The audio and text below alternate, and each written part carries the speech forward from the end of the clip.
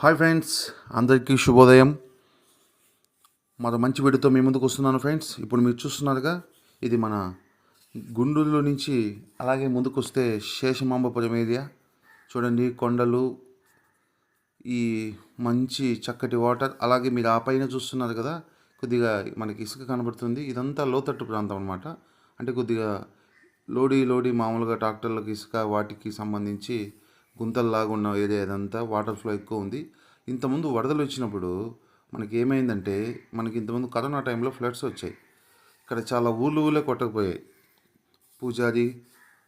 పూజారి ఫ్యామిలీలో చాలామంది చనిపోయారని మనం విన్నాం కదా ఆ రోజు కార్తీక మాసం సందర్భంగా. సో ఆ వీడియో కూడా మళ్ళీ మీకు పార్ట్ 2లో చూపిస్తాను. అలాగే ఇప్పుడు ఇది చూస్తున్నారు కదా మీరు ప్రజెంట్, ఆ పక్క ఇప్పుడు ఇసుక కనిపిస్తుంది మనకి. అదంతా అప్పుడు వచ్చిన ఫ్లడ్స్కి ఏమైపోయిందంటే, మొత్తం ఒక వైపు అంతా ఎక్కువ అయిపోయింది. ఇదంతా కొద్దిగా ఇదనమాట డౌను. సో వాటర్ ఫ్లో ఇక్కడే ఎక్కువగా వెళ్తుంది.